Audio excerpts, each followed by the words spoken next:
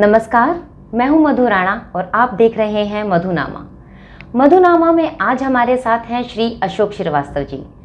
Ashok Srivastava ji TV पत्रकारिता का बेहद जाना माना नाम है और आजकल ये बहुत चर्चा में हैं अपनी किताब Modi versus Khan market gang के कारण।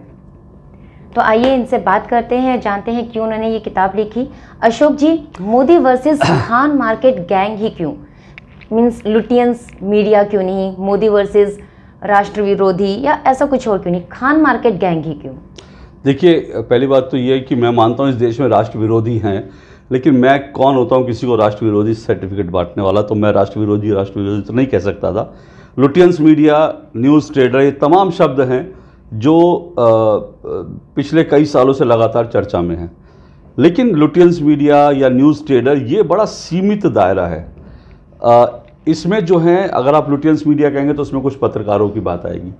लेकिन खान मार्केट गैंग क्या है? खान मार्केट गैंग जो बहुत विस्तृत है, विस्तार इसका है, क्योंकि इसमें सिर्फ पत्रकार नहीं है। खान मार्केट गैंग में जो है वो बुद्धिजीवी हैं, इसके अंदर प्रोफेसर्स हैं यूनिवर्सिटीज़ के, इसमें यूनिवर्सिटीज़ के स्टूडेंट्स लीडर हैं, इसमें जो हैं वकील हैं देश के, कुछ पूर्व जज भी हैं, इसमें बहुत सारे मठाधीश हैं जो सांस्कृतिक और शैक्षिक जो संस्थाएं होती हैं उनके जो मठाधीश हैं वो भी हैं। तो ये तमाम लोग जो हैं ये किसी एक प्रोफेशन से जुड़े, किसी एक चीज़ से जुड़े हुए नहीं हैं, बल्कि ये तमाम लोग हैं जो लगातार भारत और इस वक्त क्योंकि भारत के प्रधानमंत्री नरेंद्र मोदी है उनके खिलाफ फेक नैरेटिव बनाते रहते हैं। इसलिए Modi versus Khan market gang इसीलिए आया। और बल्कि मैं तो ये मानता हूँ खान मार्केट से कुछ लेना नहीं, कोई लेना देना नहीं है। खान मार्केट से कोई लेना देना नहीं है। खान मार्केट गैंग एक शब्द जो है वो ऐसे ही पहले हंसी मजाक में खान मार्केट गैंग कुछ सांसदों के लिए कहा जाता था, जो रिच परिवारों से आने वाले जो हैं सांसद हैं, जो खान मार्केट में जाके खाना खाते थे, क्योंकि संसद की कैंटीन उन्हें लगता था कि अरे बड़े ये गरीबों वाली कैंटीन है, तो इसलिए वो खान मार्केट गैंग के पॉश इलाके में जाके तो उनको मजाक में खान मार्केट गैंग कहा जाता था। लेकिन इसका, मेरी किताब का खान मार्केट गैंग से कोई संबंध, खान मार्केट से कोई संबंध नहीं है, सॉरी, खान मार्केट गैंग से है। तो यहाँ पे सिर्फ खान मार्केट के लोग नहीं है, खान मार्केट में बैठने वाले लोग नहीं, बल्कि मैंने इसको एक नई व्याख्या दी है, नया विस्तार दिया है। मैं मानता हूँ नई दिल्ली से लेकर न्यूयॉर्क तक खान मार्केट गैंग फैला है। वो लोग जो भारत को बदनाम करने के लिए, और फिर मैं कह रहा हूँ क्योंकि भारत के प्रधानमंत्री नरेंद्र मोदी हैं और नरेंद्र मोदी के नेतृत्व में भारत लगातार मजबूत हो रहा है, वो जो खान मार्केट गैंग है, कुछ लोग नरेंद्र मोदी को पसंद नहीं करते, कुछ लोग भारत को पसंद नहीं करते। इसलिए जो कॉम्बिनेशन है मोदी और भारत का, इसके ऊपर लगातार प्रहार करते हैं, लगातार झूठे नैरेटिव फैलाते हैं। इसलिए इस खान मार्केट गैंग को एक्सपोज करने के लिए मैंने एक किताब लिखी। और जैसा मैंने कहा, नई दिल्ली से लेकर न्यूयॉर्क तक खान मार्केट गैंग है। इस बात को अब तो विदेश मंत्री ने भी स्वीकारा। भारत के विदेश मंत्री एस जयशंकर ने बाकायदे कहा था कि एक खान मार्केट गैंग जो विदेशों में भी है। तो मैं तो उस पूरे खान मार्केट गैंग की बात कर रहा हूं जो नई दिल्ली से न्यूयॉर्क तक फैला है और जो भारत के खिलाफ, भारत के प्रधानमंत्री नरेंद्र मोदी के खिलाफ लगातार फेक नैरेटिव्स फैलाता है। आप बार बार मोदी जी पर ही किताब लिखते हैं। आपकी पहली किताब आई नरेंद्र मोदी सेंसर्ड, दूसरी किताब आ रही है Modi versus Khan market gang. तो जैसा कि लोग कहते हैं आप मोदी जी के अंधभक्त हैं, मोदी जी के एकदम फैन हैं, जो वो कहते हैं आप उन्हीं के पत्रकार हैं, ये तक लोग कहते हैं। तो क्या ये इस बात को और पुख्ता नहीं कर रही कि आपने 2 किताबें लिखी हैं और दोनों किताब मोदी जी से जुड़ी हैं? पहली बात तो ये कि शायद आप थोड़ा मॉडर्स्ट हो रही हैं। आप ये भी कह सकती थी जो बाकी लोग कहते हैं। कई लोग कहते हैं कि मोदी जी ने मुझे पता नहीं कितना पैसा दिया किताबें लिखने के लिए। कई लोग कहते हैं कि मेरे को बीजेपी वाले पैसा देते हैं किताब चर्चा में है। हाँ, लोग बहुत लोग बार बार कहते हैं कि मुझे शायद पैसा मिला इसलिए मैं लिख रहा हूँ। तो मैं पैसे वाली बात पे आऊँगा, लेकिन सवाल ये है कि मेरी दोनों किताब नरेंद्र मोदी से जुड़ी क्यों हैं, और बहुत संभव है तीसरी किताब भी नरेंद्र मोदी से जुड़ी हो, ये भी मैं आपको आज बता रहा हूँ। लेकिन है क्या कि दरअसल देखिए, एक तो ये है कि ये दोनों किताबें सीधा ऐसा नहीं है कि नरेंद्र मोदी से ही जुड़ी हुई हैं। इसमें नरेंद्र मोदी से इतर बहुत, नरेंद्र मोदी इसका एक बड़ा पक्ष है इन किताबों का।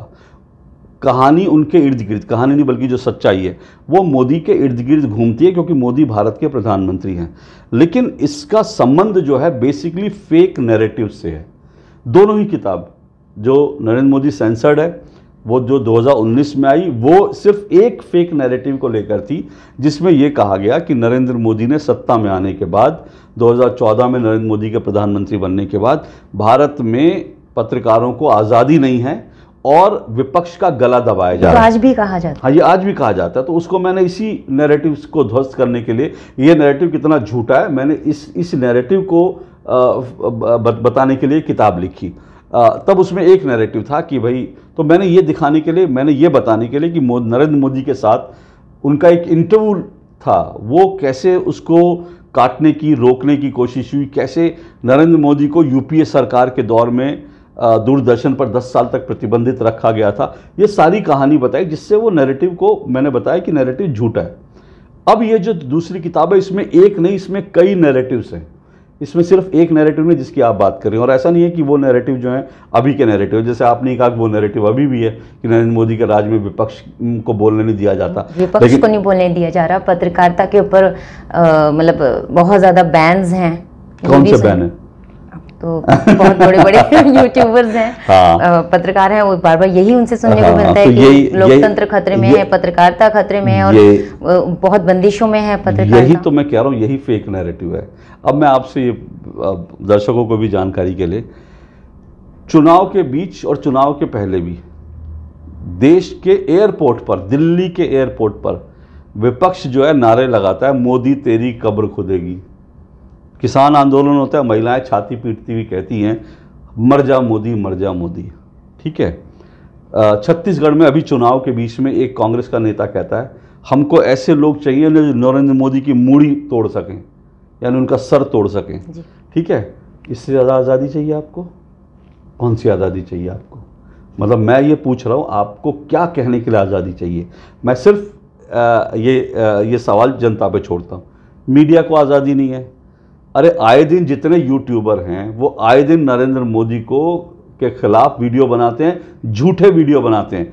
मैं फिर कह रहा हूँ, जरा उनके वीडियोस की कतार लगा के देख लीजिए, एक से एक झूठे वीडियो बना रखे हैं। तो आपको उससे ज़्यादा आज़ादी चाहिए। और इसी किताब में मैंने ये भी दिया है, भारत के पत्रकारों ने भारत के प्रधानमंत्री की मौत की मुरादें मांगी हैं। वो ट्विटर पे ओपनली लिख रहे हैं कि हम मोदी मर जाए तो बड़ा अच्छा होगा। वो नरेंद्र मोदी जब बनारस में नाव में बैठते हैं तो पत्रकार लिखते हैं ट्विटर पर, क्या मज़ा आए कि अगर ये नाव डूब जाए। तो आपको इससे ज़्यादा आज़ादी चाहिए? मतलब आप क्या चाहते हो? आप गंगा जी में उतर के मोदी जी की नाव को डुबा देना चाहते हो? आपको इतनी आज़ादी चाहिए? पत्रकारों को किस चीज़ की आज़ादी चाहिए? मुझे ये प्रश्न हमेशा मेरे दिमाग में आता रहता है कि नरेंद्र मोदी जी के खिलाफ इतना ज़्यादा क्यों है लोग? पत्रकार उनके खिलाफ हैं, बहुत बड़ा वर्ग उनके खिलाफ है, पॉलिटिशियन बहुत, मतलब पूरा पॉलिटिशियन, पूरा विपक्ष एक हो गया उनके खिलाफ। क्यों उनके खिलाफ हैं शुरू से इतना ज़्यादा? देखिए, विपक्ष को तो होना भी चाहिए, विपक्ष खिलाफ होना, मतलब उन किसी अगेंस्ट होना, अपोजिंग थॉट्स रखना या राय रखना एक अलग चीज़ है, लेकिन इतना ज़्यादा ये नफरत के इंतहा तक, मतलब वो लोग क्यों इतना ज़्यादा? हाँ, ये जो है नफरत क्यों? नफरत इसलिए, जहाँ तक पत्रकारों की बात है, जाहिर सी बात है कि अगर आप पॉलिटिशियंस की बात कहेंगे तो पॉलिटिशियंस के बीच में नफरत इसलिए है क्योंकि अरविंद केजरीवाल आज जेल में है, तो उनकी पार्टी के लोग अरविंद केजरीवाल जैसे नेता को, नरेंद्र मोदी जी के खिलाफ, नहीं, मैं एक उदाहरण के तौर पे बता रहा हूँ कि वो जेल में हैं। राहुल गांधी, प्रियंका और सोनिया गांधी के खिलाफ जो है केस चल रहा है, दोनों जमानत पर हैं, नेशनल हेराल्ड का केस चल रहा है, तो उनको नहीं तकलीफ होगी। फिर गांधी परिवार जो इस देश की सबसे बड़ी सत्ता थी, पिछले 10 साल से उस सत्ता जो है वो हाथ से चली गई है, उनके हाथ में कुछ नहीं है। वो राज्यों में हार रहे हैं, 10 साल से चुनाव हारे हैं, अब अगला 5 साल भी उनको विपक्ष में बैठना है, तो उनको पीड़ा नहीं होगी, उनको दर्द नहीं होगा। आप जिस देश पर आपने शासन किया है, जिस देश में आपकी मर्जी के बिना पत्ता नहीं, जिस देश में राहुल गांधी सिर्फ एक सांसद होने के बाद प्रधानमंत्री और कैबिनेट का अध्यादेश जो है प्रेस क्लब में ला के फाड़ देते हैं, इतनी आज़ादी थी, आज उनको वो आज़ादी नहीं मिल रही है। तो ये तो राजनीतिक पार्टियों की बात है। जहाँ तक पत्रकारों की बात है कि पत्रकार इतने नफरत क्यों करते हैं, एक सेट ऑफ पत्रकार, वो इसलिए करते हैं क्योंकि उनकी बहुत सारे पत्रकारों की दुकानें बंद हो गई हैं। आप जानते हैं इस देश में पत्रकार 2014 से पहले ऐसे धुरंधर पत्रकार थे जो केंद्रीय सरकार में तय करते थे कि मंत्री कौन बनेंगे, मंत्रियों को क्या विभाग मिलेगा। तमाम तरह के जो है प्रधानमंत्री कार्यालय से, सरकार से सुविधाएं लेते थे। पत्रकारों को अलग अलग तरह से जो है ऑबलाइज किया जाता था। उनके परिवारों को उनको परिवारों के साथ विदेश यात्राएं मिलती थी, मुफ्त में मिलती थी, महंगी महंगी शराब मिलती थी, हर तरह की जो है सुविधाएं मिलती थी। वो सब चीज़ें बंद हो गई। तो इस देश में पत्रकारों की जो बहुत सारे पत्रकार जो थे, जो बैकडोर से इस देश की सरकारों पर कंट्रोल करते थे, वो सब उनके हाथ से चला गया। इसलिए वो पत्रकार भी नफरत करते हैं नरेंद्र मोदी से, क्योंकि उनकी दुकानें बंद हो गई हैं। तो उनकी नफरत इसलिए समझ में आती है। लेकिन जब आप कहते हैं, जैसे आपने कहा कि लोग को लगता है कि मुझे पैसे मिले, क्या अब ऐसा हो गया कि पहले उन पत्रकारों को पैसे मिलते थे, अब हमको मिलते हैं? लोग जो उनका फेवर कर रहे हैं उनको मिल रहे हैं। लोग ऐसा सोच सकते हैं कि अच्छा पहले उन लोगों को मिलता था, अब आपको मिलता है। तो भैया मैं तो साफ तौर पे कहता हूँ, बार बार कहता हूँ, इस देश के तमाम पत्रकारों को कहता हूँ, बड़े बड़े पत्रकारों को कहता हूँ कि भाई अशोक श्रीवास्तव अपनी संपत्ति की सार्वजनिक घोषणा करने के लिए तैयार है। अपने बैंक अकाउंट्स के, मेरे पास क्या संपत्ति है, मेरे पास गाड़ी कौन सी है, उसके ऊपर क्या फाइनेंस है, मेरे पास घर है कि नहीं है, मेरे पास कितने गहने हैं, सब चीज़ें, बैंक अकाउंट का डिटेल, मैं सब कुछ पब्लिक डोमेन में डालने के लिए तैयार हूँ। मैं कहता हूँ कि आइए सार्वजनिक करते हैं। मैं तो सारे पत्रकारों को कहता हूँ, देश के सब पत्रकारों को अपनी संपत्ति की सार्वजनिक घोषणा कर देनी चाहिए। तो आपको पता चल जाएगा कि कौन पत्रकारिता कर रहा है, कौन दलाली कर रहा है। अगर मुझे पैसा मिला होगा 2014 के बाद, आप मेरी आय व्यय का ब्यौरा निकाल लीजिए, आपको पता चल जाएगा कि मैंने पत्रकारिता से कमाया, दूसरी तरह से कमाया। उसी तरह से वो पत्रकार जो देश के दूसरे पत्रकार हैं, आप उनकी भी अगर उनके संपत्ति का निकाल लेंगे तो आपको पता चल जाएगा कौन पत्रकारिता से कमा रहा है, कौन दूसरे। तो मुझे जो पैसा मिला होगा वो दिख जाएगा, उनको जो पैसा मिला होगा वो दिख जाएगा। मैं इसके लिए बहुत बार पत्रकारों को कह चुका हूँ, लेकिन कोई आता ही नहीं सामने। तो अगर उनमें किसी में साहस है, किसी में आरोप लगाकर साबित करने का दम है, तो आए सामने से आरोप लगाए। पर दिक्कत यह है ना, आरोप लगाते भाग जाते हैं, तो वो मत करिए आप। अगर आप आरोप लगा रहे हैं तो उसको साबित कीजिए, और साबित करने के लिए आपको कुछ नहीं करना। आपको खुद आप बताइए, तय करिए कि इस दिन यहाँ पर हम देश के 100 पत्रकार आएंगे, अपनी संपत्ति की सार्वजनिक घोषणा करेंगे। मैं आपके बिना बताए मैं आपको वहाँ पहुँच जाऊँगा। आप राजदीप सरदेसाई वहाँ पर आएँ, आप वहाँ पर सागरिका घोष आ जाएं, वहाँ पर रवीश कुमार आ जाएं, वहाँ पर पुण्य प्रसून आ जाएं, वहाँ अशोक श्रीवास्तव आ जाएगा, मैं कहूँगा वहाँ पर सुधीर चौधरी जी आएँ, वहाँ पर जो हैं सुशांत आएँ, वहाँ पर सारे पत्रकार आएँ जो देश के, और अपनी संपत्ति की सार्वजनिक घोषणा कर दें, बता दें। पता चल जाएगा किसको बीजेपी से पैसा मिला, किसको कांग्रेस से पैसा मिला। एक बात। दूसरी बात, जैसे आपने कहा कि हमको लोग कहते हैं भक्त हैं, कि भाई हम लोग क्या भक्त कैटेगरी के पत्रकार हैं? ना हम भक्त हैं, ना हम अंधभक्त हैं। मैं पूरी किताब में मैंने कहीं पर भी ऐसा नहीं है कि नरेंद्र मोदी जी के गुण गाए हैं। दोनों किताबों में आप पढ़ेंगे तो जो चीज़ें फैक्चुअल हैं वो मैंने लिखी हैं। अब इसमें आपके फैक्चुअल क्या, तो जैसे मैं आपको एक छोटा सा उदाहरण बताता हूँ। ये मेरे पास एक ट्वीट है, पुण्य प्रसून वाजपेयी जी का ट्वीट है। ये ट्वीट चुनाव के बीच में किया गया। इस ट्वीट में के अंदर पुण्य प्रसून जी ने 2 तस्वीरें लगा रखी हैं। एक पब्लिक की तस्वीर लगा रखी है, लोगों की भीड़ है, और दूसरे में प्रियंका गांधी जी जो हैं वो ऐसे हाथ उठा करके, जैसे सरकार फिल्म आई थी ना, उसमें ऐसे अमिताभ बच्चन हाथ उठा, पब्लिक, ऐसी एक तस्वीर लगी है।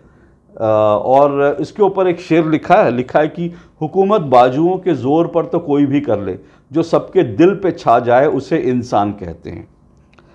अब ये इस ट्वीट को देखेंगे आप तो इसमें आप साफ लगेगा कि पुण्य प्रसून जी जैसे बिल्कुल प्रियंका जी के चरणों में लौट ही गए हैं, कि मतलब सिर्फ नीचे ये लाइन लिखनी रह गई थी कि भाई कांग्रेस को वोट दीजिए, बाकी सब उन्होंने कर दिया कांग्रेस के लिए, प्रियंका जी के लिए, उनके चरणों में लौट गए। ऐसे ही इस किताब में Modi versus Khan market gang में ऐसे ही मैंने कई स्क्रीनशॉट लगा रखे हैं, जिसमें रवीश जी के वीडियोज़ हैं, जिसमें वो मैं खड़गे हूँ, वो खड़गे जी के चरणों में लौट गए। मैं कहता हूँ आप मुझे बता दीजिए मेरी किताब में, या मैंने कभी कोई ऐसा ट्वीट जो है मोदी जी की अंधभक्ति में किया हो कि वाह वाह वाह वाह मोदी जी बड़ा शानदार। आपकी किताब तो अब चुनावों के समय ही लेकर के आए हैं, तो एक तरह से ये भी इनको मोदी जी को सपोर्ट में ही जा रहा है ना।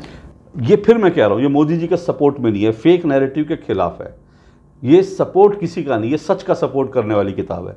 ये मोदी जी को सपोर्ट नहीं कर रही, सच को सपोर्ट कर रही है। रही बात चुनाव के बीच में लाने की, तो चुनाव के बीच में इसलिए मैं, हालांकि इसको 6 महीने पहले लाना चाहता था, लेकिन चुनाव के बीच में लाया इसलिए क्योंकि मैं इस पर काम नहीं कर पाया, क्योंकि मुझे किसी ने पैसे नहीं दिए थे, फंडिंग नहीं दी थी कि मैं 2 लोग हायर कर लेता और मेरी किताब जल्दी से आ जाती। मैंने इसको खुद ही रात भर बैठ के लिखा, खुद इसको एडिट किया, उसके बाद जो है ये किताब आई, तो इसलिए इसमें टाइम लगा। और कहने का मतलब जो उसमें प्रोसेस टाइमिंग जो लगना था वो लगा, वो बहुत ज़्यादा लगा। आपकी तरफ से ऐसा नहीं था कि चुनाव के समय पर नहीं, मैं तो इसको चुनाव से 6 महीने पहले लाना चाहता था, क्योंकि मुझे लगता था कि चुनाव, मैं ये मानता था, और आज मुझे मेरी बात सच हो गई, मैं ये मानता था कि ये 2024 का चुनाव दुनिया भर की ताकतें लड़ेंगी। भारत में सिर्फ ये सत्ता में बैठी पार्टी और विपक्षी पार्टियां नहीं लड़ेंगी, बल्कि दुनिया भर की ताकतें भारत के इस चुनाव को प्रभावित करने की कोशिश करेंगी। इसलिए बहुत बहुत खतरनाक और बहुत बड़ा चुनाव होगा, और ये बात साबित हो गई। अब इस तरह के प्रमाण आ गए हैं कि इन भारत के चुनावों को प्रभावित करने की कोशिशें दुनिया भर की ताकतें कर रही थी। हज़ारों करोड़ रुपया फेंका गया इस चुनाव में। तो मैं इसलिए चाहता था कि ज़्यादा से ज़्यादा लोगों को अवेयर कर सकूं चुनाव से पहले कि भाई सावधान रहिए, आप किसी को वोट दीजिए। मैं इस किताब में ये नहीं कह रहा हूं कि भैया सरकार इन्होंने बड़ी अच्छी चलाई, मोदी जी ने बड़ा अच्छा ये किया वो किया। मैं सिर्फ फैक्ट की बात कर रहा हूँ। जैसे मैं, मान लीजिए आप पूछे फैक्ट क्या है, अब मान लीजिए भारत की अर्थव्यवस्था पर मैं सिर्फ एक बात कह रहा हूँ, जो फैक्ट्स पे कह रहा हूँ।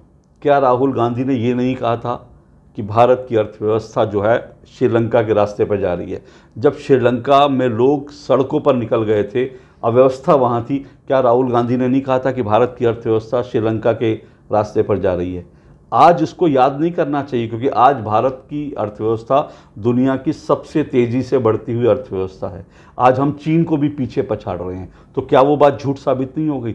मैं लोगों को झूठ से अवेयर कर रहा था कि आप झूठ से सावधान रहिए। और मैं ये भी मानता हूँ, देखिए, कि डेमोक्रेसी में किसी को भी, नरेंद्र मोदी अगर आज प्रधानमंत्री हैं, डेमोक्रेसी में डेमोक्रेटिक तरीके से राहुल गांधी को, ममता बनर्जी को, अरविंद केजरीवाल को ये पूरा हक है कि डेमोक्रेटिक तरीके से नरेंद्र मोदी को प्रधानमंत्री पद से हटा के खुद प्रधानमंत्री बने। उनका राइट है, डेमोक्रेटिक राइट है।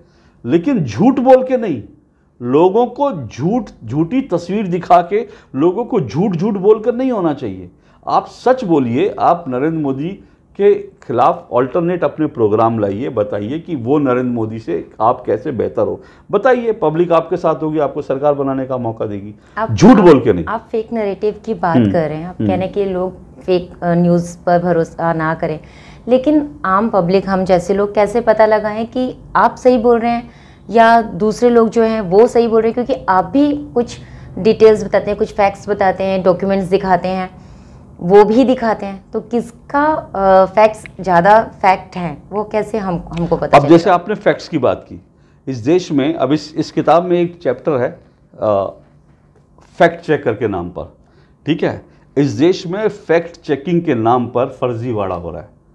जब आप अपने साथ फैक्ट चेकर लगा लेते हैं और दुनिया भर की ताकतें आपको सपोर्ट करती हैं, आपको पैसा मिल रहा है दुनिया भर से, और उसके बाद जो है आपको इंटरनेशनल एजेंसी आपको फैक्ट चेकर मान रही हैं, तो दुनिया के लोग यही सोचेंगे कि आप फैक्ट चेकर हैं तो आप जो कह रहे हैं सही कह रहे हैं, ठीक है ना। ये सीधी सी बात है, एक आम आदमी की बात कर रहा हूँ। जिसके जितना ज़्यादा फॉलोअर्स होते हैं, मिलियंस ऑफ उनके व्यूज़ आते हैं, तो सबको यही लगता है कि यही सच बोल रहा है। लोगों को लगेगा कि सच बोल रहा है, लोगों को लगेगा कि ये सच बोल रहा है, भाई इतने सारे लोग इसको फॉलो कर रहे हैं, ये कर रहा है, इसको इंटरनेशनल एजेंसी ने इसको जो है वो दे रखा है। लेकिन सवाल ये कि क्या सच इतना है? सच ये है कि भारत में जो फैक्ट चेकर है, और ख़ासकर मैं एक फैक्ट चेकर की बात करूँगा जिसको लोग क्लिप कटुआ भी बोलते हैं, क्योंकि उसने नुपुर शर्मा की एक क्लिप काट कर, बाकी लोगों की भी क्लिप काट के उसको विदाउट रेफरेंस जो है वो उसको वायरल करता है और उसके बाद जो है गलत एक नैरेटिव फैलाने की कोशिश करता है।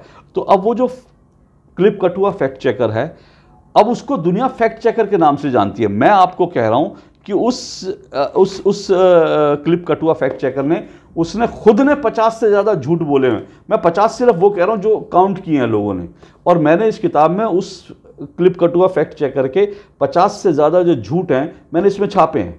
आप तो ट्वीट करते हो, उन्होंने ट्वीट करा और करा कि भाई थी, वो ट्वीट करते हैं, डिलीट कर देते हैं, 50 से ज़्यादा ट्वीट अपने डिलीट कर देते हैं, आए दिन ट्वीट डिलीट कर देते हैं। जब आप इतने सच्चे हैं तो आप ट्वीट डिलीट क्यों करते हैं? आपके बिना सोचे समझे कर देते हैं। तो मैं तो किताब लिख दी है, तो अब लोगों को ये तय करना है कि भाई अशोक श्रीवास्तव सच बोल रहा है, वो आदमी सच बोल रहा है, तो उसका सीधा सा एक रास्ता क्या है। मैं ये कह रहा हूँ, मैंने इस किताब में उस क्लिप कटुआ फैक्ट चेकर के बारे में, मैंने इस किताब में बीबीसी के बारे में, वी डैम एजेंसी जो भारत में डेमोक्रेसी का आकलन करती है, मैंने इन सब के खिलाफ जो है किताब में सबूतों के साथ लिखा है। आपको लगता है कि मैंने झूठ बोला है तो आप आइए मुझ पर केस कर दीजिए।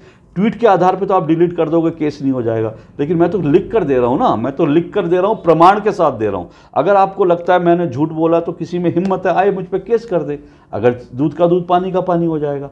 तो ये जानना लोगों के लिए बड़ा ज़रूरी है सच क्या है, और सच जो है ट्वीट से, वीडियो से जो है, क्योंकि आजकल वीडियो भी जो है AI आ गया, तो वीडियो भी जो है वो फेक होते हैं, फर्जी होते हैं, वो भी बना दिए जाते हैं। लेकिन मैं तो लिख कर दे रहा हूँ ना आपको, प्रमाण के साथ दे रहा हूँ। इसमें कोई भी प्रमाण ऐसा नहीं है जो मैंने जनरेट किया हो। मैंने इसमें तस्वीरें दी हैं, ये तस्वीरें जो मैंने जो तस्वीरें दी हैं, मैंने लोगों के जो ट्वीट हैं वो दिए हैं, अखबार की कटिंग दी है, कतरे ने दी हैं, तो मैं तो उनको सबूतों के साथ दे रहा हूँ। तो आपको मैंने झूठ लिखा है तो आप मुझ पर चैलेंज करिए, मुझ पर केस कर दीजिए। इसलिए मैं कहता हूँ कि ये किताब या मैंने जो भी लिखा वो फैक्ट्स के आधार पर लिखा है। मैं कोई ऐसे हवाई नहीं कर देता, एक तरफा बात नहीं कर रहा हूँ। तो ये सच है, ये देश को जानना ज़रूरी है। इसलिए मुझे लगता है कि देश के लोग किताबें कम पढ़ते हैं हालांकि, लेकिन एक बार दर्ज हो जाता है तो जो आदमी किताब पढ़ेगा कम से कम उसकी तो आंखें खुल जाएंगी, उसको तो मालूम पड़ेगा सच क्या है। आपके प्रोग्राम दो टूक में हम देखते हैं कि आप जिस तरीके से बात करते हैं उसमें भी यही लगता है कि जैसे आप प्रो बीजेपी हैं। अगर कोई विपक्ष का तो काम है ना कि जो सत्ता पक्ष है उसकी कमियां निकालना, तो अगर कमियां निकालें तो वो क्या राष्ट्र विरोधी हो गए? नहीं, मैं तो किसी को राष्ट्र विरोधी कमियां निकालने पे कह ही नहीं रहा हूँ।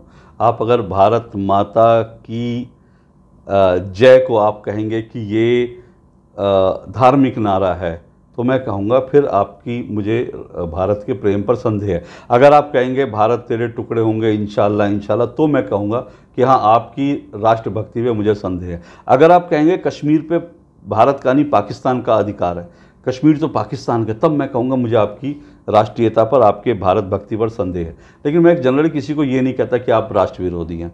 हाँ, जो आपने कहा दो टूक में, ये ज़रूर है कि हाँ, मैं फिर कह रहा हूँ कि मैं तो वहाँ पर आपको अपनी बात रखने का मौका देता हूँ।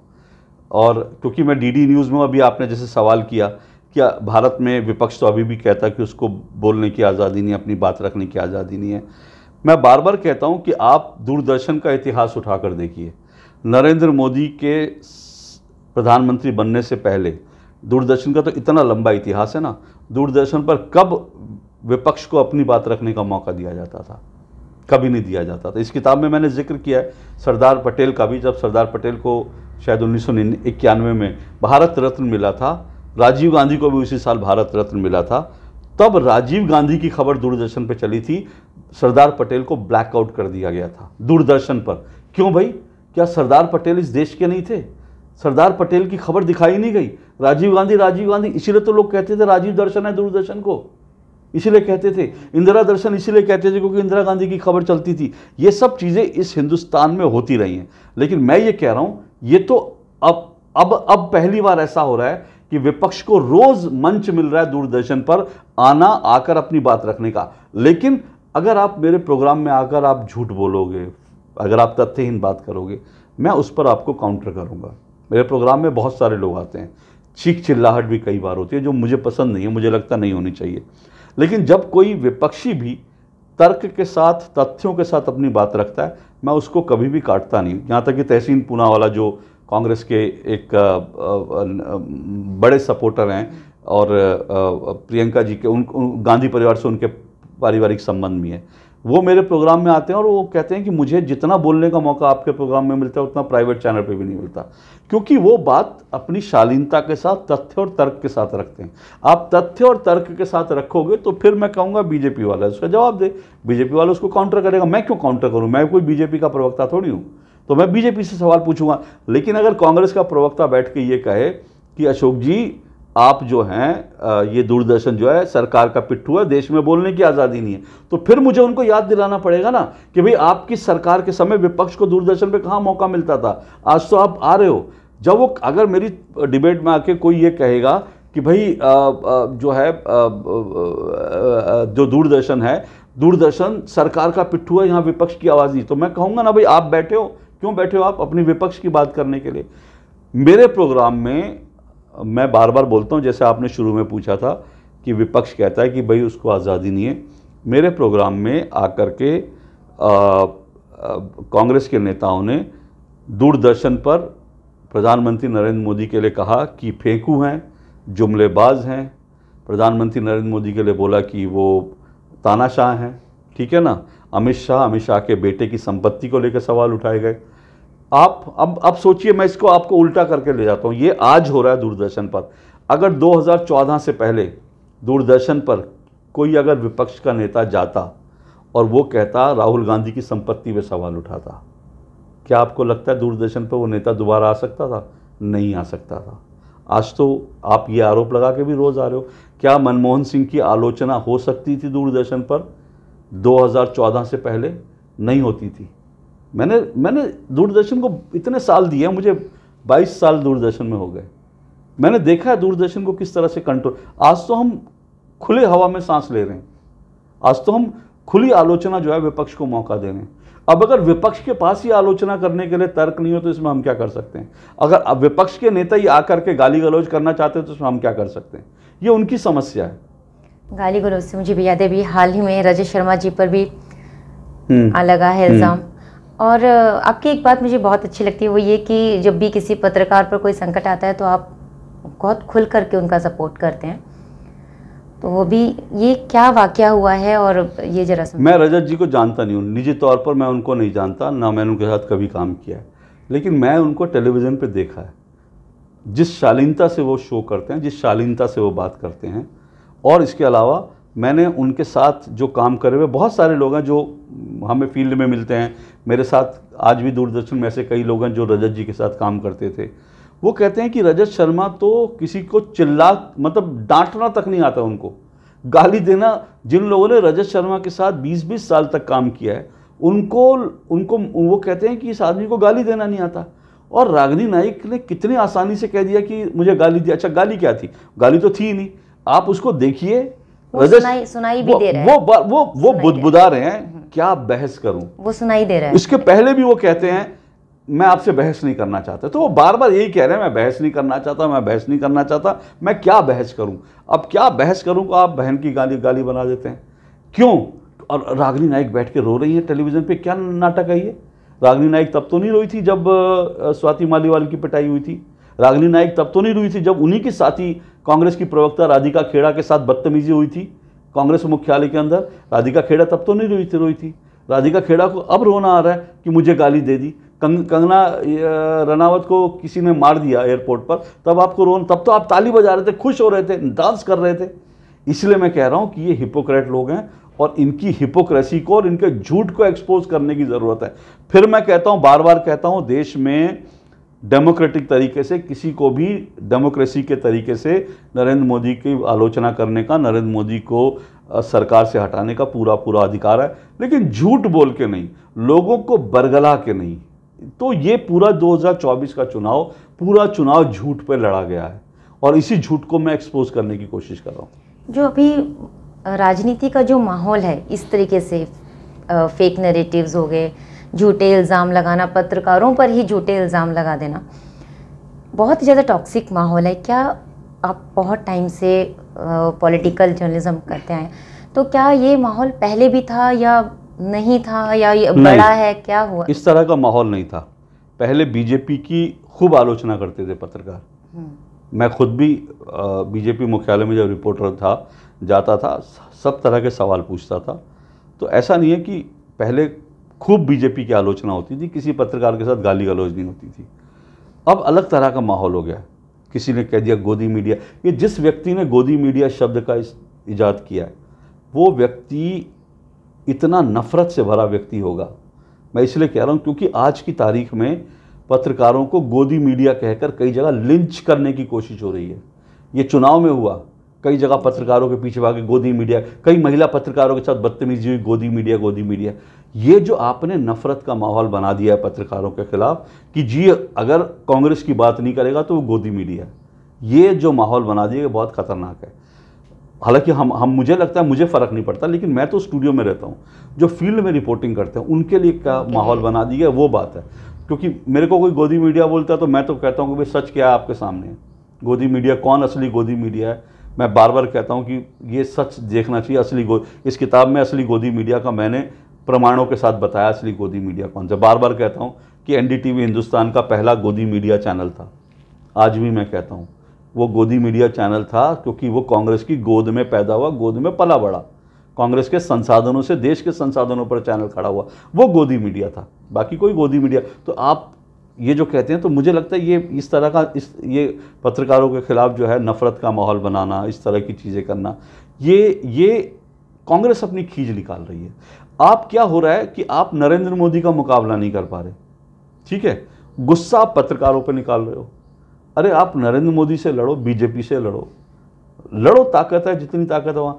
आप नरेंद्र मोदी से नहीं लड़ते, पत्रकारों को बैन कर देते हैं, पत्रकारों को कहते हैं इसने मुझे गाली दी, पत्रकारों को कहते हैं कि तुम अपनी जात बताओ, पत्रकारों को प्रेस कॉन्फ्रेंस में कहते हैं ये अपना बीजेपी का सवाल पूछा है, पत्रकारों से कहते हैं कि ये जो सवाल पूछ रहे हैं ये जो बैच लगा के। अभी तो राहुल जी ने क्या किया, राहुल गांधी जी ने कांग्रेस की एक पत्र जो बेचारी कांग्रेस की ईमानदारी से कांग्रेस के लिए अच्छी अच्छी खबरें, पूरी वो महिला पत्रकार पूरी भारत जोड़ो यात्रा में राहुल गांधी की रिपोर्ट करती रही, राहुल गांधी को दिखाती रही देश दुनिया में, और उनको कह दिया तुम्हें बीजेपी का बैच दे देता हूं, बैच लगा के। ये क्या तरीका है पत्रकारों से बात करने का? ये ऐसा कभी नहीं हुआ था। ये आज मैं देख रहा हूं, आज इस तरह से हो रहा है। क्यों? क्योंकि आप लड़ नहीं पा रहे हो, पॉलिटिकली नहीं लड़ पा रहे हो नरेंद्र मोदी से, इसलिए आप पत्रकारों को निशाना बना रहे हो। अपनी असक्षमताओं को जो है, हाँ, अपनी खीज आप निकाल रहे हो पत्रकारों, अपनी खीज आप पत्रकारों पे जो भी सामने। बिल्कुल बिल्कुल बिल्कुल बिल्कुल। अभी वेस्ट बंगाल में हर चुनाव के बाद बहुत ही विभत्स तरीके से बीजेपी कार्यकर्ताओं को, बीजेपी सपोर्टर्स को उनका बहुत बुरा हाल करते हैं। लास्ट टाइम पर भी ऐसे ही हुआ था। बीजेपी या केंद्र सरकार क्यों नहीं उनके लिए कुछ ठोस कदम उठाती, उनको क्यों नहीं उनके लिए न्याय के लिए काम करती है? ये सवाल मुझे लगता है बीजेपी से पूछा जाना चाहिए। कल भी मैंने अपने शो में बीजेपी से भी पूछा ये सवाल, क्योंकि देश भर में मैं देखता हूँ बीजेपी के कार्यकर्ताओं के अंदर ना एक गुस्सा सा आ गया है कि वहाँ पे बीजेपी कार्यकर्ताओं की हत्याएं होती हैं, महिलाओं से बलात्कार होता है, तो बीजेपी कैसे रिएक्ट करती है? लोग कह रहे हैं कि भाई आप पॉलिटिकल लड़ाई लड़ रहे हो, उसके बेचारे इन कार्यकर्ताओं को भुगतना पड़ रहा है। तो कार्यकर्ता जिनके ऊपर उनको शक है, शक क्या, अब तो अब तो आम लोगों के साथ होने लगा ना।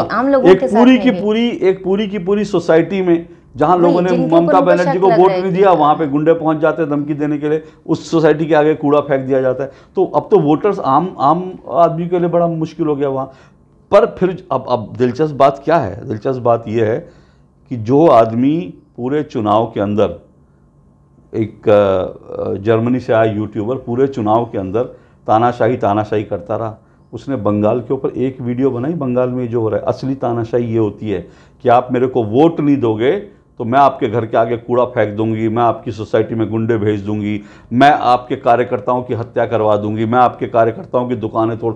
ये तानाशाही है। लेकिन इस तानाशाही को लेकर कितने लोग बोले? इस तानाशाही को लेकर जो लोग पूरे चुनाव में प्रोपेगेंडा करते रहे कि नरेंद्र मोदी तानाशाह है, उन्होंने इस तानाशाही के खिलाफ आवाज़ उठाई? नहीं उठाई। जैसे आपने अभी पत्रकारों की बात करी, अब जैसे छोटा सा उदाहरण मैं कहता हूं, जब गोदी मीडिया कहते हैं, योगी सरकार, बीजेपी की सरकार है ना, योगी सरकार ने एक पत्रकार को गिरफ्तार किया। उसने मिड डे मील के ऊपर एक रिपोर्ट की थी। मैंने उस पत्रकार के पक्ष में लिखा, मैंने लिखा ये कोई तरीका नहीं है कि योगी सरकार ने जो किया गलत किया, ठीक है। मैं योगी सरकार की आलोचना वहाँ पर करी। संदेश खाली में जब रिपब्लिक के पत्रकार को गिरफ्तार किया गया, मैंने उसकी भी आलोचना की। लेकिन जो लोग इस देश के क्रांतिकारी बड़े बड़े यूट्यूबर पत्रकार हैं, जिनको बड़ा जो है माना जाता है कि वो बड़े फेयर हैं और बड़े जो है वो मतलब तटस्थ पत्रकार हैं, निष्पक्ष पत्रकार हैं, उन्होंने यूपी को लेकर तो आवाज़ उठाई होगी, पक्की बात है। लेकिन संदेश खाली पे क्यों नहीं आवाज़ उठाई? संदेशखाली में एक पत्रकार पकड़ा जाएगा तब आपकी बोलती बंद, ममता बनर्जी की तानाशाही पे आपकी बोलती बंद हो जाती है। ये डबल स्टैंडर्ड है। इसलिए मैं कहता हूँ, लोगों को मैं कहता हूँ कि आपको हर चीज़ को फैक्चुअली जांचना चाहिए। जब आप देखें कि कौन आदमी क्या कर रहा है, लोग बिना सत्यता को जांचे, बिना सच को जांचे हुए लोग जो हैं बह जाते हैं भावनाओं में, वो नहीं होना चाहिए। किसान आंदोलन को लेकर के आपका अनुभव क्या है, क्या सोच है उसके लिए? किसान आंदोलन में किसान थे, मैं मानता हूँ बहुत सारे किसान थे, बहुत उम्मीदों से आए और लेकिन बहुत सारे किसान ऐसे थे जिनको बरगला कर लाया गया, जिनको मालूम भी नहीं था उनका अच्छा बुरा किस में है। और दूसरी बात, किसान आंदोलन में एक बड़ा तबका खालिस्तानियों का था। मैं किसानों को खालिस्तानी नहीं कह रहा, लेकिन मैं खालिस्तानियों को खालिस्तानी कह रहा हूँ। जो आदमी खेती किसानी करता है, आंदोलन करने आ गया, ठीक है, उसका राइट है, डेमोक्रेटिक राइट है। लेकिन जो आदमी भिंडरवाला की टी शर्ट पहन के आया, जो आदमी अपने ट्रैक्टर पर जो है मशीन गन लगाकर भिंडरवाला और खालिस्तान के पोस्टर लगा के आया, वो खालिस्तानी है। जिन्होंने लाल किले पर चढ़ के तिरंगे का अपमान किया, वो खालिस्तानी है। ठीक है, तो मैं मानता हूँ ये इसमें दूसरी बात, किसान आंदोलन में बार बार मैंने इस किताब में तथ्यों के साथ बात करी है, कोई मैंने हवाई बात नहीं करी। ये जो 700 किसानों के मरने वाली थ्योरी थी, ये फर्जी है, झूठी है। ये एक फेक नैरेटिव है कि सरकार ने 700 किसान मरवा दिए। सिर्फ 2 किसानों की घटना जहाँ पर आंदोलन चल रहा था वहाँ पर मौत हुई, उनमें से एक ने जो है आत्महत्या करी और एक की जो मौत हुई वो किसी बीमारी के कारण हुई। पुलिस ने एक लाठी नहीं चलाई, पुलिस ने कोई गोली नहीं चलाई। 700 किसान नरेंद्र मोदी ने थोड़ी मरवाए, सरकार ने थोड़ी मरवाए। 700 किसान ये जो आंदोलनकारी थे, ये इनमें से कई किसान आंदोलनकारियों की बेवकूफ़ी और उनकी लापरवाही के कारण उनकी जान गई। और बहुत सारे किसान ऐसे थे जिनका आंदोलन से कोई लेना देना नहीं था, अपने घर में बैठे थे, अपने गाँव में बैठे थे और बीमारी से उनकी मौत हो गई और उनका नाम जो है इस लिस्ट में जोड़ दिया गया, एक साजिश के तहत भारत को बदनाम करने के लिए, सरकार को बदनाम करने के लिए। 2 साल का बच्चा, इस किताब में लिस्ट दे रखी है मैंने उनकी, और मैंने उसी लिस्ट जो किसान आंदोलनकारियों ने दी। 2 साल का बच्चा, वो कौन सा किसानी करता था बेचारा, 2 साल का बच्चा, और वो 2 साल का बच्चा एक रोड एक्सीडेंट में उसकी जान गई। आपने 2 साल के बच्चे को किसान दिखाते नंबर्स बढ़ाने के लिए लिख दिया। 12वीं में पढ़ने वाला स्टूडेंट, उसकी बाइक एक्सीडेंट हो गया, आपने डाल दिया किसान सरकार की वजह से मारा गया, किसान आंदोलनकारी। ये जो झूठ है, ये झूठ से लोगों को सावधान होने की ज़रूरत है। मैंने इस किताब में उसका भी पर्दाफाश किया है। मैं फिर कह रहा हूँ, मैंने हर चीज़ फैक्ट्स पर आधारित करी है, रिसर्च के साथ करी है। अगर आपको कहीं फैक्ट्स में कुछ गलती लगती है, आप चैलेंज कीजिए, आपकी बात सही होगी, मैं स्वीकार करूँगा। नहीं तो फिर मैं जो लिख रहा हूँ वो सच है, वो देश को पढ़ना चाहिए, जानना चाहिए। आपके किताब में एक लास्ट चैप्टर है ब्लॉकबस्टर। वो कौन है ब्लॉकबस्टर, क्या है ब्लॉकबस्टर? ब्लॉकबस्टर दरअसल मुझे लगता है कि इस देश में खान मार्केट के ब्लॉकबस्टर जो आप कह रहे हैं, इस देश के ऐसे लोग हैं जो जिनको कहना चाहिए दोगले लोग हैं। क्योंकि वो लोग ऐसे हैं, वो लोग कहते हैं 2 चीज़ों की बात, 2 शब्द बहुत बार बार सुनाई देते हैं। एक कहते हैं कि ट्रांसपेरेंसी होनी चाहिए, सवाल पूछो, सवाल पूछो, मोदी से सवाल पूछो, मोदी से सवाल पूछो। ठीक है भाई, मोदी से सवाल पूछना चाहिए, आप भी पूछो, हम भी पूछेंगे, सबको पूछना चाहिए, प्रधानमंत्री है। लेकिन जो लोग कहते हैं सवाल पूछो, उनसे जब कोई सवाल पूछ लिया जाता है तो वो जो है ब्लॉक करके भाग जाते हैं आपको, वो ब्लॉकबस्टर हैं। उनको अगर कह दो कोई चीज़ उनके बारे में, तो अगर आप, मैं देखिए, मैं मानता हूं कि सोशल मीडिया आने के बाद ऐसा नहीं हो सकता कि सोशल मीडिया 2 वे ट्रैफिक है, सिंगल नहीं है कि टेलीविज़न में आप आए, आपने कुछ भी बोला, नेताजी आए संसद में कुछ भी बोला, चले गए। सोशल मीडिया का मतलब है कि अगर आप कुछ बोल रहे हैं तो एक आम आदमी को भी आप पर सवाल करने का अधिकार है, गाली नहीं देनी चाहिए किसी को। और मुझे कई लोगों ने ब्लॉक किया, मैंने किसी को गाली नहीं दी, मैंने सिर्फ उनसे सवाल पूछे कि भाई ये ऐसा है, आप बताइए क्या ये सही है। अब उस सवाल का जवाब देने की वजह आप मुझे ब्लॉक कर देते हो, इसका मतलब क्या है? इसका मतलब है कि आपके पास मेरे सवाल का जवाब नहीं है, इसका मतलब है कि आप मेरे सच से भाग रहे हो। इसलिए मैं आपको खान मार्केट के ब्लॉकबस्टर कह रहा हूँ। जैसे सागरिका घोष ने एक बहुत पहले एक फेक न्यूज़ फैलाई थी, अब तो सांसद हैं वो, कि दिल्ली के एक कॉलेज के अंदर जो है लड़कों ने महिलाओं के ऊपर जो है स्पर्म से भरे गुब्बारे मारे, उसकी फॉरेंसिक जांच हो गई, कोई स्पर्म से भरा गुब्बारा नहीं था। मैंने सागरिका जी को ट्वीट किया, मैंने कहा कि आप अब तो फॉरेंसिक जांच हो गई है, आप कृपया इस ट्वीट को डिलीट कर दीजिए, आप झूठ क्यों फैला रही हैं। उन्होंने मुझे ब्लॉक कर दिया। राजदीप सरदेसाई के बारे में मैं बता रहा हूँ कि मैंने उनको, हालांकि अब तो मैं ब्लॉक नहीं हूँ, अब उन्होंने कब मुझे खोल दिया मुझे नहीं मालूम, लेकिन मैंने उनसे एक बार सिर्फ अमेरिका में उन्होंने भारतीयों के साथ उनका झगड़ा हुआ था, लड़ाई हुई थी। मैं एयरपोर्ट से आ रहा था, मैं भी अमेरिका में था, मैं वहाँ से आ रहा था। मुझे एयरपोर्ट पर एक सिपाही ने कहा, सिक्योरिटी वाले ने, कि भाई साहब आप भी पत्रकार हो, राजदीप जी को समझाओ कि भारत के अंदर मोदी का जो विरोध करना है करें, कम से कम विदेश में जाकर जो इस तरह से झगड़ा वगड़ा ना करें, भारत की बदनामी होती है। मैंने राजदीप सरदेसाई जी से कहा कि भाई ये मुझे कहा था, उन्होंने मुझे ब्लॉक कर दिया। मृणाल पांडे प्रसार भारती की चेयरमैन रह चुकी हैं, वो एक दिन ज्ञान दे रही थी करप्शन पर। मैंने उनको याद दिलाया, जब वो प्रसार भारती की चेयरमैन थी, मैं इतना गड्ढा लेकर गया था करप्शन का, भ्रष्टाचार का, मुझे लोगों ने दे दिया था कि ये यहाँ पर गड़बड़ चल रहा है। प्रसार भारती की मुखिया थी, मैं उनके पास लेके गया कि ये करप्शन चल रहा है, लोगों ने मुझे दिया है। वो कहती है मैं क्या कर सकती हूँ। जब उन्होंने भ्रष्टाचार पर ज्ञान दिया तो मैंने उनसे कहा कि आपको मैंने भ्रष्टाचार के सबूत ला के दिए, तब आपने क्या कार्रवाई की। उन्होंने मुझे ब्लॉक कर दिया। जवाहर सरकार सांसद हैं, अब प्रसार भारती के CEO थे, उन्होंने झूठ बोला मेरे इंटरव्यू में, समय में जब 2014 में मोदी जी का इंटरव्यू था, उसका फ़ायदा उठाकर उन्होंने सरकार से करीबी होने की कोशिश की, मोदी सरकार से, क्योंकि अफसरों का काम होता है जो सरकार आती है उसके साथ चले जाते हैं। तो उन्होंने भी वही कोशिश की, उनके मैंने 1-2 झूठ एक्सपोज कर दिए, उन्होंने मुझे ब्लॉक कर दिया। तो ये ब्लॉकबस्टर वो लोग हैं जो सच का सामना नहीं कर सकते। राणा अयूब ने मुझे ब्लॉक कर दिया, RJ सायमा ने मुझे ब्लॉक कर दिया। क्यों? RJ सायमा ने एक दंगे भड़काने वाला ट्वीट किया था, तो मैंने उनसे पूछा कि भाई इस तरह के ट्वीट करना क्या, उन्होंने मुझे ब्लॉक कर दिया। राणा अयूब ने कोरोना के नाम पर पैसा जो उनको मिला, जो विदेशों से उन्होंने पैसा हासिल किया, वो जो है अपने पिता अपनी बहन के अकाउंट में ट्रांसफ़र कर दिया, और कोरोना में लोगों की मदद के नाम पर पैसे से वो जो है अय्याशी कर रही थी। मैंने उनसे पूछा कि भाई ED ने आपको सवाल किया है, इस पैसे का आपको हिसाब नहीं देना चाहिए, उन्होंने मुझे ब्लॉक कर दिया। असदुद्दीन ओवैसी वो एक दिन बता रहे थे कि कैसे भड़काऊ भाषण होते हैं। मैंने उनको याद दिलाया, मैंने कहा जी आपके भाई ने भाषण दिया था कि 15 मिनट के लिए पुलिस हटा दो, उसके बाद देखो हम हिंदुओं के साथ क्या करते हैं।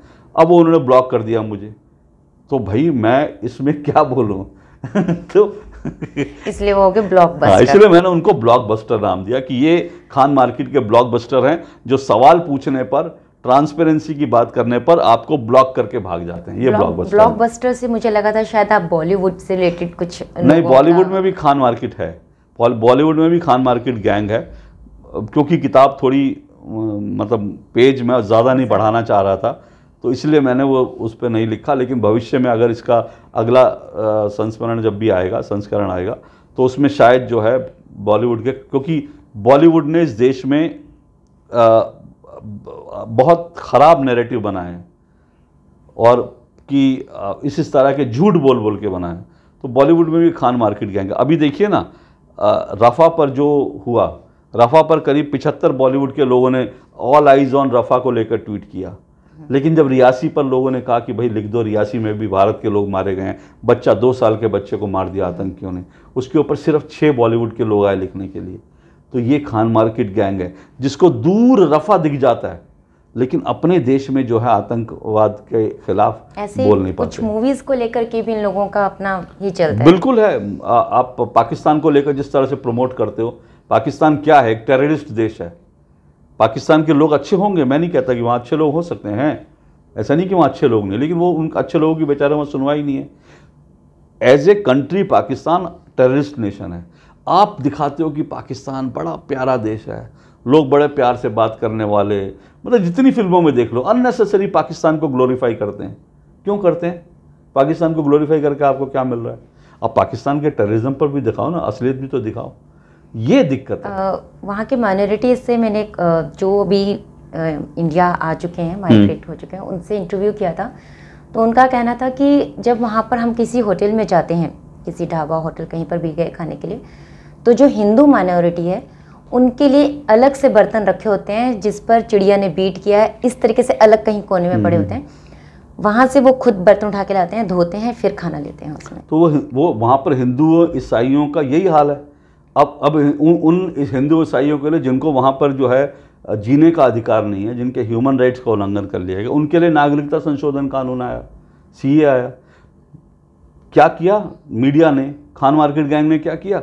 खान मार्केट गैंग ने कहा सीए भारत में लागू हो जाएगा तो भारत हिंदू राष्ट्र बन जाएगा, भारत में मुसलमान दाढ़ी टोपी नहीं रख पाएंगे, भारत में मुस्लिम महिलाएं बुर्का नहीं पहन पाएंगी, भारत में मुस्लिम मानों के लिए डिटेंशन सेंटर, ये सारे झूठ बोले। और इस किताब में वो झूठ मैंने प्रमाण के साथ दिए हैं। और अब भारत के अंदर नागरिकता संशोधन कानून लागू हो गया। भारत हिंदू राष्ट्र नहीं बना, भारत में एक भी मुसलमान की नागरिकता नहीं गई, भारत में हर मुसलमान आज भी दाढ़ी और टोपी लगा सकता है, कोई रोकने वाला नहीं है, भारत में मुसलमानों के लिए कोई डिटेंशन सेंटर नहीं बना। लेकिन ये झूठ फैलाने वाले कौन थे? ये खान मार्केट गैंग था। क्या आज उसके झूठ पे सवाल नहीं होना चाहिए?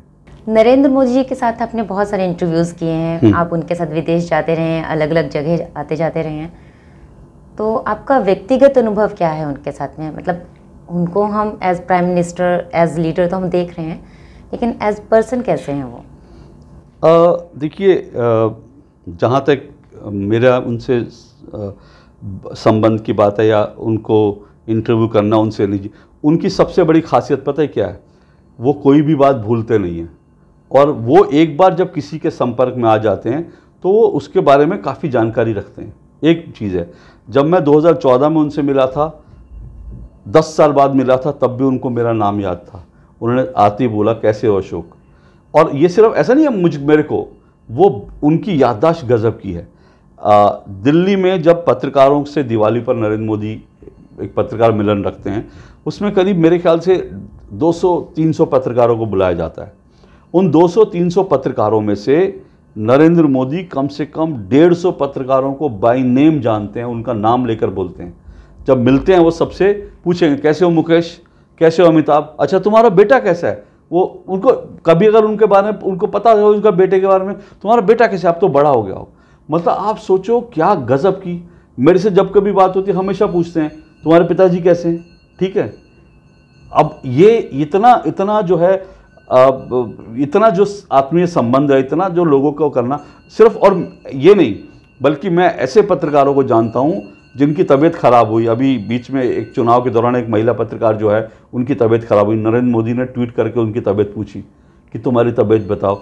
इसी तरह से जब उनको पता कोरोना टाइम में किसी पत्रकार को कोई दिक्कत थी, पीएमओ से फ़ोन गया, उसको पूछा कि भाई तुम्हारे ठीक है सब। कोई पत्रकार टेलीविज़न पे दिख जाता है प्रोग्राम करते हुए, जो है उसको खांसी आ रही है, कुछ आ रही है, उसका गला ख़राब है, कई बार ऐसे भी पत्रकार हैं, उन्होंने बताया कि उनको फ़ोन आ गया कि भाई अपने गले का ख्याल रखो। तो ये एक व्यक्ति जो है ऐसा गज़ब का, वो जो कनेक्ट है ना, वो बड़ा गज़ब का कनेक्ट है। फिर जो है जैसे मैं इस बार लास्ट बार जब उनका इंटरव्यू करने गया, उनको पता था, हालांकि जब मैं इंटरव्यू करने गया मेरी किताब आ चुकी थी, लेकिन मैंने उनको किताब दी नहीं थी, मैंने इस इंटरव्यू के बाद ही उनको किताब दी। पर इंटरव्यू देने गए तो जब बैठे तो बैठते उन्होंने पूछा कि तुम्हारी किताब कैसी चल रही है नहीं। तो मैंने कहा आपको मेरी किताब के बारे में पता है, तो हंसने लगे। इसका मतलब उनको पता था कि मैंने किताब लिखी है और वो मार्केट में आ गई है। फिर उसके बाद किताब आने के बाद खान मार्केट गैंग चर्चित हो गया, उन्होंने खान मार्केट गैंग की खूब बात की। और सबसे बड़ी बात क्या है, मैंने 3 प्रधानमंत्रियों के साथ विदेश दौरे करे, अटल बिहारी वाजपेयी के साथ, मनमोहन सिंह के साथ, नरेंद्र मोदी के साथ। नरेंद्र मोदी के विदेश दौरों में नरेंद्र मोदी के जो काम करने का तरीका, उसमें एक बात हुई। एक तो उन्होंने भारत के जो विदेशों में रहने वाले जो भारतवंशी हैं उनके साथ उन्होंने जुड़ाव करा। पहले कोई पूछता भी नहीं था। एम्बेसी में एक पार्टी होती थी जिसमें कुछ रिच इंडियंस आ जाते थे, पार्टी होती थी, खाना पीना होता था, ख़त्म। नरेंद्र मोदी वहाँ जितने इंडियंस हैं मैक्सिमम इंडियंस से मिलते हैं, पर्सनली मिलते हैं, ग्रुप्स में मिलते हैं, उनके बीच कार्यक्रम करेंगे। इसलिए तो भारत के लोग जो हैं, भारत के बाहर आप जाओगे, इसलिए तो नरेंद्र मोदी को लेकर लोग दीवाने हैं, क्योंकि वो उनके साथ कनेक्शन है, पूछते हैं। दूसरी बात, नरेंद्र मोदी जब विदेश में जाते हैं, जो ऐसा पहले कभी नहीं हुआ, किसी प्रधानमंत्री के साथ नहीं हुआ, उनके सुबह 9 बजे प्रोग्राम शुरू होते हैं, रात को 9 बजे तक प्रोग्राम चलते हैं। वो मतलब एक बार भी ऐसा नहीं होता, नहीं ब्रेक, मतलब ब्रेक थोड़े बहुत होते हैं, लंच ब्रेक एक बार, लेकिन उनके बैक टू बैक प्रोग्राम होते हैं। हम लोग थक जाते हैं कई बार, हम लोगों को लगता है यार सुबह से लेकर रात तक लगातार उनके प्रोग्राम है, लेकिन वो करते हैं। वो जब विमान में होते हैं फाइलें निपटाते हैं, ठीक है। पहले क्या होता था, पहले आप देखिए, पहले कोई भी प्रधानमंत्री जब जाता था तो फ्रैंकफर्ट जो है जर्मनी में, वहाँ पर उसका रात को स्टे होता था, क्योंकि लंबी फ्लाइट नहीं होती थी। क्या होता था कि वे प्रधानमंत्री को अगर यूएस जाना है फ्रैंकफर्ट रुकेंगे, उसके बाद अगले दिन यूएस जाएंगे। अब नरेंद्र मोदी, क्योंकि उनको प्रधानमंत्री फ्रैंकफर्ट में आराम कर लेते, सो जाते थे, फिर फ्रेश होके जाते थे। अब यहाँ पर नरेंद्र मोदी कहीं नहीं, फ्रैंकफर्ट जाते ही नहीं, कोई नहीं जाता रुकने के लिए। वो सीधी रात को फ्लाइट में सोते हैं, फ्लाइट में काम करते हैं, सीधा पहुँचते हैं, काम शुरू कर देते हैं, भारत में आते हैं, काम शुरू कर देते हैं। तो ये तो उनकी गजब की एनर्जी है, इससे तो सीखना चाहिए। मुझे लगता है किसी को भी सीखना चाहिए, हर व्यक्ति को सीखना चाहिए। तो ऐसी उनके बारे में बहुत सारी बातें हैं। अटल जी भी बड़े मस्त मौला थे, उनके साथ भी जाते थे तो, लेकिन उनके साथ मस्त मौला ज़्यादा थे, वहाँ पर काम का इतना प्रेशर नहीं होता था। मनमोहन सिंह के साथ भी काम का इतना प्रेशर नहीं होता था, इनके साथ काम का प्रेशर बहुत रहता है। तो ये इनकी एक अच्छी बात है। बाकी ये है कि पर्सनल भी ये सबको टेक केयर करते हैं, अपने स्टाफ को, जो लोग पीएमओ से जुड़े, जो लोग पत्रकार हैं, उनके बारे में बहुत सारी जानकारी लेते रहते हैं, उनकी हालचाल पूछते रहते हैं। वो ह्यूमन टच है उसमें, ये उनकी एक बहुत ख़ास बात है। मोदी 3.0 पहले के मुकाबले थोड़ा लग रहा है कि जैसे उनका स्ट्रेंथ कम हुई है, तो आपको क्या लग रहा है कि ये क्या कारण है और कैसे इनको दूर किया जा सकता है? देखिए कारण तो मैं एक बात बता दूं कि मैं मानता हूं कि खान मार्केट गैंग जो है उसकी एक कामयाबी इन चुनाव में हुई है। उसने इतना झूठ फैलाया कि नरेंद्र मोदी और बीजेपी बहुमत के साथ नहीं आ पाए। ये उनकी, मैं मानता हूँ, खान मार्केट गैंग जो है उसको एक थोड़ी सी हल्की सी जीत मिली है। लेकिन खान मार्केट गैंग की ये बड़ी हार है कि इतना दुनिया भर का पैसा ताकत लगाने के बावजूद भी वो नरेंद्र मोदी को तीसरी बार प्रधानमंत्री बनने से नहीं रोक पाए। लेकिन अब जैसे ये कि ये सरकार, ये ज़रूर है कि बहुमत की सरकार नहीं है, गठबंधन बहुमत का एनडीए, और नरेंद्र मोदी पहली बार जो हैं वो बीजेपी के बहुमत से सरकार नहीं चला रहे, एनडीए के बहुमत से सरकार चला रहे हैं। इसमें कई चुनौतियां हैं, लेकिन जो लोग नरेंद्र मोदी को नहीं जानते वही पत्रकार लोग झूठ फैलाते हैं। अब देखिए, जिस दिन जब ये सब चल रहा था तब मैं देख रहा था कई पत्रकार जो हैं वो ब्रेकिंग न्यूज़ चला रहे थे। ब्रेकिंग न्यूज़, नरेंद्र मोदी का झोला उठाना तय है क्योंकि विपक्ष जो है गठबंधन नरेंद्र मोदी को स्वीकार नहीं करेगा, चंद्रबाबू नायडू नरेंद्र मोदी के नाम पर सहमत नहीं होंगे, कोई तीसरा प्रधानमंत्री बनेगा। ये झूठ फैलाया लोगों ने। ब्रेकिंग न्यूज़, नरेंद्र मोदी जा रहे हैं, अब तो इनको नहीं बनने देंगे पीएम। इनको नरेंद्र मोदी के बारे में जानकारी नहीं है, ये ना राजनीति जानते हैं ना नरेंद्र मोदी के समझते हैं। नरेंद्र मोदी को हर चुनौती में कैसे क्या काम करना है, ये उनकी क्वालिटी है। आप उनका पूरा लाइफस्टाइल उठाकर देख लें, पूरी ज़िंदगी उठा के देख लें, उनका जीवन जो उन्होंने समय समय पर जो बदलाव की ज़रूरत है उन्होंने वैसे बदलाव करते हुए काम किया। मेरा मानना है कि अभी उन्होंने गठबंधन के सहयोगियों को किस तरह से उन्होंने जोड़ लिया, ये उनकी ताकत है। एक तरफ वो समझौता नहीं करते, उन्होंने, आप देखिए, लोग सोच रहे थे बड़े बड़े मंत्रालय दिए जाएंगे गठबंधन को, उन्होंने कोई बड़े मंत्रालय नहीं दिए। पिछली सरकार में जो बड़े मंत्री उनकी बीजेपी के थे वो कंटिन्यू कर रहे हैं। इसका मतलब नरेंद्र मोदी जैसे चाहते हैं सरकार उसी तरह से चलेगी। सरकार में कहीं कोई उनको दिक्कत नहीं है, सरकार में कोई कॉम्प्रोमाइज़ उन्होंने नहीं किया। नरेंद्र मोदी ये भी जानते हैं कि गठबंधन के सहयोगियों को कैसे रखना है, वो उनके साथ उस तरह का ट्रीट भी करेंगे, उनको वैसे रखेंगे भी, उनकी बात भी सुनेंगे, तो वो सरकार चलाने में मुझे नहीं लगता दिक्कत आएगी। हाँ, जब बीच बीच में चुनाव आएंगे या बीच बीच में जब कुछ कोर इश्यूज आएंगे बीजेपी से जुड़े हुए, वहाँ पर उनको गठबंधन को कैसे तैयार करना, वो एक चुनौती रहेगी। जब विधानसभा चुनाव आएंगे, अभी जैसे झारखंड, उसके बाद हरियाणा और महाराष्ट्र में विधानसभा चुनाव, उन चुनावों में एक चुनौती रहेगी। उस समय सरकार के सामने एक चुनौती रहेगी। उन चुनौतियों से कैसे नरेंद्र मोदी निपटते हैं वो इंटरेस्टिंग रहेगा, उसको देखना ज़रूरी है। और ये विपक्ष ने जो कहा था कि 1 लाख रुपए मिल जाएंगे और ऐसा, बहुत आपको लग रहा है दे पाएंगे ये? नहीं, कहाँ दे नहीं पा रहे। महिलाएं खड़ी हैं दरवाज़ों पर, जहाँ राज्य सरकारें आपकी दे दो ना। और ये मैं फिर कह रहा हूँ ना, ये चुनाव हिंदुस्तान का, दुनिया का ऐसा पहला चुनाव है जहाँ सबसे ज़्यादा झूठ बोला गया। ये जो महिलाएं 1-1 लाख रुपए गारंटी कार्ड लेकर कांग्रेस दफ्तर पे पहुंच रही हैं, ये उनके साथ चीटिंग हुई है। ऐसा नहीं कि चुनावी वायदे पहले नहीं होते, हर पॉलिटिकल पार्टी, हर नेता चुनावी वायदे करता है, आधे वादे पूरे होते, आधे नहीं होते। लेकिन यहाँ सिर्फ वादा नहीं किया, उनको कागज़ पे लिख के गारंटी दी थी और उनको कहा था कि हम 5 तारीख को, ये नहीं कहा कि भाई हमारी सरकार आएगी तो हम ऐसी योजना लाएंगे। गारंटी कार्ड दिया और कहा 5 तारीख को आप कांग्रेस ऑफिस आना, ये फॉर्म दे देना और आपके खाते में खटाखट पैसे आने लगेंगे। अब वो महिलाएं तो नहीं समझ रही ना, वो तो बेचारी कार्ड लेके गई, 5 जून आ गई कि भाई ये पर्चा ले लो, हमारे बैंक में पैसा आना शुरू हो जाएगा। ये बहुत बड़ी चीटिंग हुई है, बहुत बड़े झूठ पर जो है ये चुनाव लड़ा गया। ये भी एक फेक नैरेटिव था। फेक नैरेटिव तो फेक नैरेटिव क्या है, तो झूठा, मतलब झूठा सच, मतलब क्या बोलूं इसको, इसका तो मतलब ये तो धोखाधड़ी है। ये झूठा भी नहीं, धोखाधड़ी है। लेकिन नैरेटिव दूसरे तरह के हैं। जो इस चुनाव में कहा गया कि संविधान, हाँ ये तो सफेद झूठ था, पर जो फेक नैरेटिव है, इस चुनाव में कहा गया कि संविधान खत्म हो गया, हो जाएगा, चुनाव नहीं होंगे देश में, ये सारे ये सारे फेक नैरेटिव थे जो चुनाव में फैलाए गए। और मैंने इस किताब में पहले ही लिख दिया था कि ये सारे फेक नैरेटिव्स पे चुनाव लड़ा जा रहा है और ये बड़ा खतरनाक ट्रेंड है।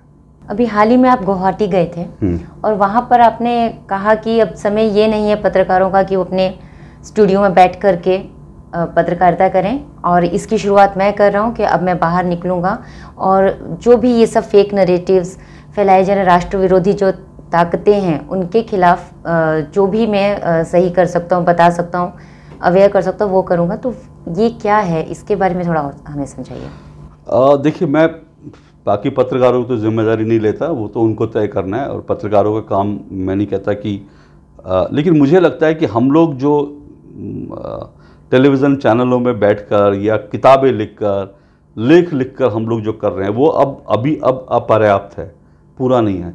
क्योंकि क्या हो गया ना, मीडिया की भी एक लिमिटेशन है। इस किताब को बहुत लोग पढ़ेंगे तो शायद 1 लाख, 2 लाख, 5 लाख लोग पढ़ लें, 10 लाख लोग पढ़ लें। मैं टेलीविज़न शो करता हूँ, उसको हो सकता है कि उसको जो है कुछ लोग देख लें, एक दिन देखेंगे, अगले दिन भूल जाएंगे। मैं असम गया तो मैंने यही बात कही थी कि मैं यहाँ पर, वहाँ पर असम में मेरा कोई प्रोग्राम नहीं देखता होगा, गिनती के लोग देखते होंगे। वहाँ लोग लोकल चैनल देखते होंगे, असमिया चैनल देखते हैं, हर आदमी अपने अखबार पढ़ता है अपनी लैंग्वेज के। तो मुझे लगता है कि अब ये जो फेक नैरेटिव जो भारत के खिलाफ फैलाया जा रहा है, भारत में जो माहौल ख़राब करने की जो खान मार्केट गैंग कोशिश कर रहा है, मैंने कहा कि मुझे लगता है कि इसके खिलाफ अब जन जागरण की ज़रूरत है।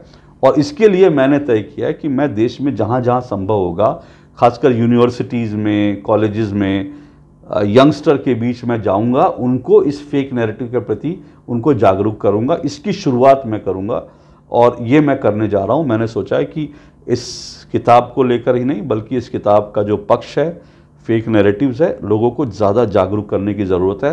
क्योंकि इस चुनाव के कारण खान मार्केट गैंग के मुंह में खून लग गया है। मैंने कहा ना, उनको एक सफलता मिली कि वो नरेंद्र मोदी को बहुमत में आने से रोक दिया उन्होंने, तो उनके मुंह में खून लग गया है।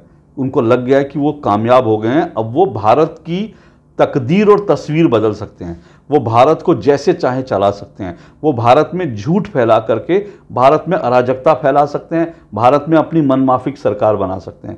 मुझे लगता है ये जो उनके मुंह में खून लग गया है, अब वो भारत के खिलाफ और गहरे और बड़े षड्यंत्र करेंगे और गहरे और बड़े फेक नैरेटिव खड़े करेंगे। और इसलिए हमारी भी जिम्मेदारी बन गई है कि हम इससे कैसे लड़ें। उसमें मैं अपनी भूमिका मैंने तय की है कि मैं ज़्यादा से ज़्यादा लोगों को जागरूक करने की कोशिश करूँगा, ज़्यादा से ज़्यादा देश के हिस्सों में जाऊँगा, लोगों के बीच बात करूँगा। ये मैंने अपने लिए तय किया है।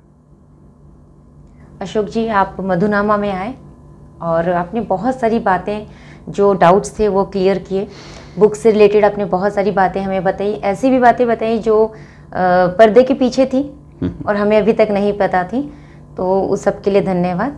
बहुत बहुत शुक्रिया मुझे मधुनामा बुलाने के लिए। आपने जो प्रण लिया है फेक नैरेटिव के खिलाफ जाने का, लोगों को अवेयर करने का, उसके लिए भी मैं आपको शुभकामनाएं देना चाहती हूँ। Thank you so much.